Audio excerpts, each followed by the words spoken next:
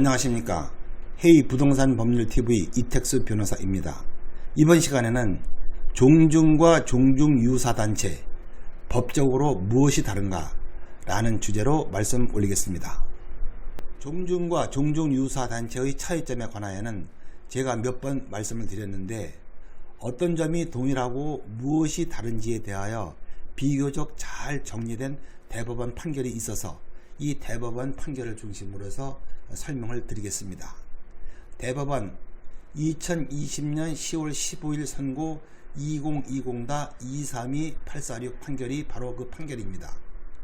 위 대법원 판결을 중심으로 설명을 드리되 제가 이해를 돕기 위해서 약간 정리를 했습니다. 우선 종중에 대하여 판결 부분을 보겠습니다. 대법원 판결은 이렇습니다.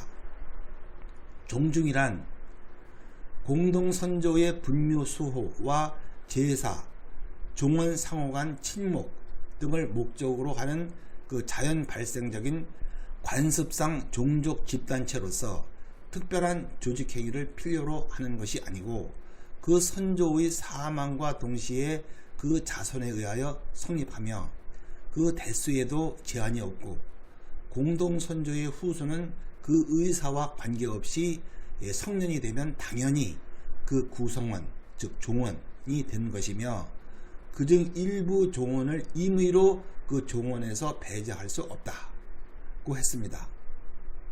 즉 공동선조 중시조의 후손은 당연히 구성원이 되기 때문에 아무리 잘못한 게 있어도 징계는 할 수 있어도 제명을 해서 자격을 영원히 박탈할 수가 없다는 것입니다. 다음은 이 종중유사단체에 대하여 보겠습니다. 위 대법원 판결은 이렇습니다. 공동선조의 후손 중 특정 범위 내의 자들만으로 구성된 종중이란 있을 수 없으므로 만일 공동선조의 후손 중 특정 범위 내의 종원만으로 조직체를 구성하여 활동하고 있다면 이는 본래 의미의 종중으로는 볼 수가 없고 종중유사단체가 될 수 있을 뿐이다. 이러한 종중유사단체는 비록 그 목적이나 기능이 고유의 종중과 별다른 차이가 없다 하더라도 공동선조의 후손 중 일부에 의하여 인위적인 조직행위를 거쳐서 성립된 경우 사적 임의단체라는 점에서 고유 종중과 그 성질을 달리하므로 사적 자치의 원칙 내지 결사의 자유에 따라서 구성원의 자격이나 가입 조건을 자유롭게 정할 수 있음이 원칙이다 라고 판시했습니다. 쉽게 말해서 공동선조의 후손 중 전부가 아니고 일부 예컨대 중시조의 아들 4형제 중 3형제의 후손만으로 구성되면 종중유사단체가 된다는 것이지요.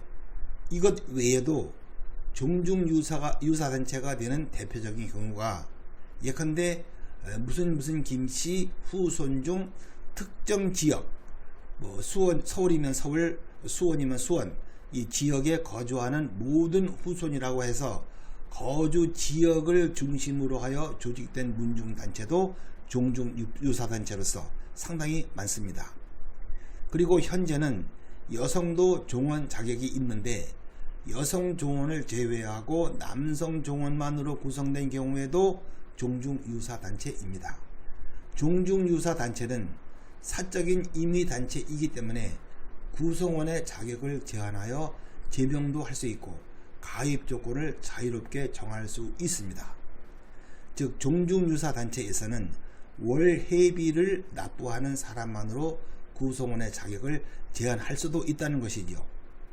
다음에는 종중정관이 있어야 하고 대표자 등 임원진이 반드시 있어야 하는지에 대하여 보겠습니다.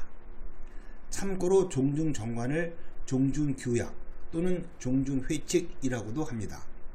이 대법원 판결 내용은 이렇습니다. 종중이란 공동선조의 분묘수호와 제사, 종원상호 간의 친목 등을 목적으로 하는 자연 발생적인 관습상 종족 집단체로서 특별한 조직행위를 필요로 하는 것이 아니므로 성문화된 종중정관이 있어야만 되는 것이 아니다 라는 입장입니다.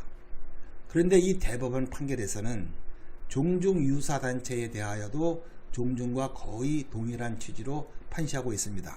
즉 종중유사단체는 반드시 총회를 열어서 성문화된 규약을 만들고 정식의 조직 체계를 갖추어야만 비로소 단체로 성립하는 것이 아니라 실질적으로 공동의 목적을 달성하기 위하여 공동의 재산을 형성하고 이를 주도하는 사람을 중심으로 계속적으로 사회적 활동을 하여 온 경우에는 이미 그때부터 단체로서의 실체가 존재하는 것이다 라고 판시했습니다.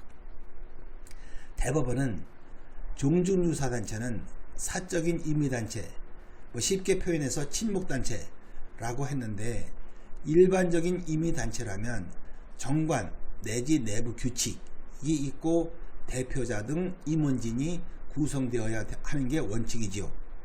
그러나 예컨대 앞에서도 언급하였듯이 중시조의 아들 4형제 중 3형제의 후손들만으로 구성된 경우에는 종중유사단체라고 하더라도 일반 종중과 거의 동일한 형태로 활동을 하고 있는 경우에는 일반 종중과 같이 정관이 없고 대표자 등 임원진이 갖춰져 있지 않더라도 사실상 실체가 인정이 되면 종중유사단체로 본다는 것입니다.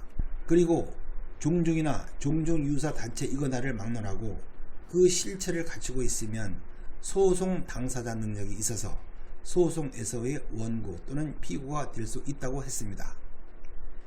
대법원 판결에서는 종중이나 종중유사단체라 모두 실체를 갖추고 있으면 됐지 정관이 없어도 되고 대표자 등 임원진이 꼭 갖추어져야만 하는 것은 아니다 라고 했는데, 소송 실무에서는 소송을 하려면 종중의 존재를 증명하기 위하여 정관이 제출되어야 하고 또 소송을 직접 수행하기 위한 대표자가 있어야 하고 나아가 종중총회에서 대표자에게 소송 행위를 할 수 있는 권한을 위임한다는 결의를 한 내용이 수록된 총회 회의록이 제출되어야 하는 것이 현실입니다.